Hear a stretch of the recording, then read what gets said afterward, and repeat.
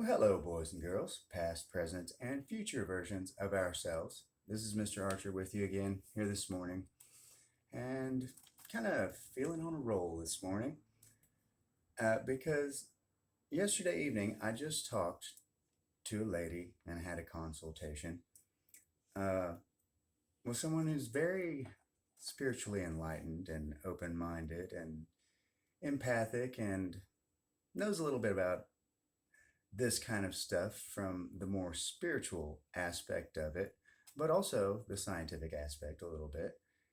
And I'll tell you, it's really refreshing to talk to someone like that as opposed to just talking to myself to figure these things out.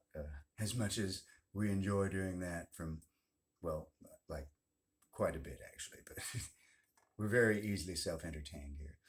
Um, but I wanted to read another one from my journal because talking to this lady, it's reassuring when I tell her about these kind of things and she can reciprocate because it leads me to believe that I may very well be onto something, like the right path or something. And, oh my God, it's like, isn't that a change in my life? Or is it? Have I always been on the right path and for some reason I just have to do shit the hard way sometimes? I don't know. I will tell you, you definitely learn better from doing shit the hard way sometimes because you don't tend to forget it. Anyway, this one is called from 6/4/2019. Ooh, that was during my trip to Florida. Uh, it's called Light's Wave Particle Duality Throughout Nonlinear Dimensional Variations of Slipstream Consciousness. I remember this one too. It's very strange first experience of this. It is the custom of men to wander about in this world of effects and to mistake its illusions for realities, eternally transpiring and readjusting these effects in order to arrive at a solution of human problems, instead of reaching down to the underlying cause, which is at once the center of unification and the basis upon which to build a peace-giving solution of human life. James Allen. Upon reading the above quote today, I found myself in the midst of experiencing what I would describe as a self-induced episode of deja vu. I experienced this as the intense realization of my own consciousness, or fragment thereof, being momentarily trapped within a single frame of the spacious present, and as viewed from the perspective of an enlightened and self-aware being of slipstream consciousness, and being held temporarily immobile within it, and conscious of an eternal existence in nonlinear spacetime, yet being revisited by an alternate memory segment of that particular spacetime's consciousness, one which had followed a different path of entanglement, for which it was better prepared.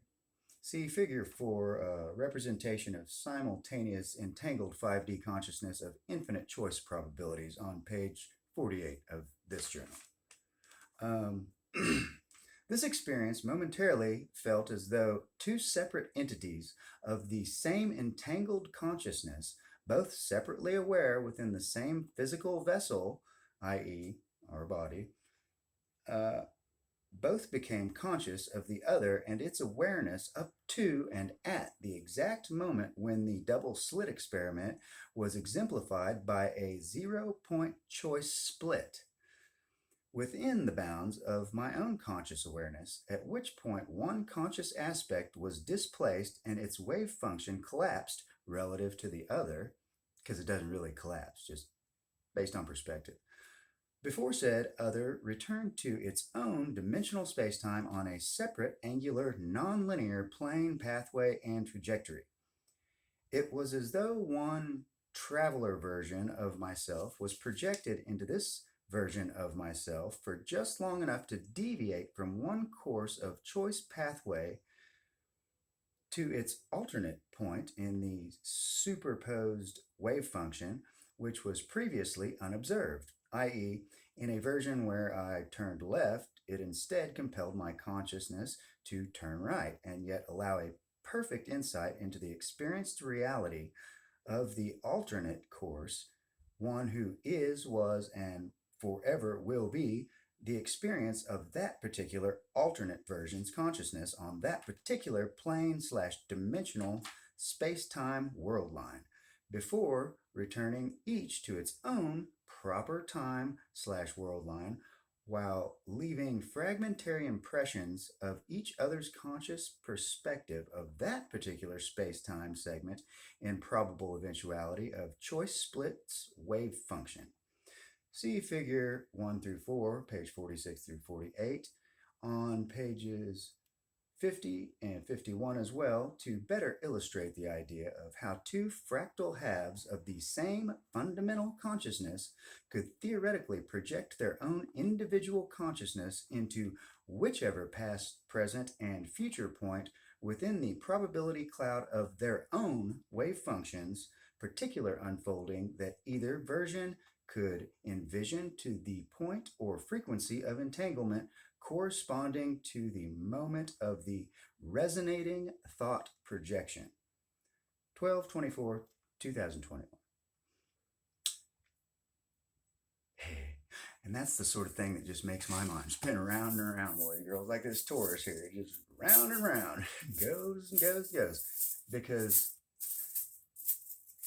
that concept literally allows for the possibility that, I mean, anything we can imagine, boys and girls.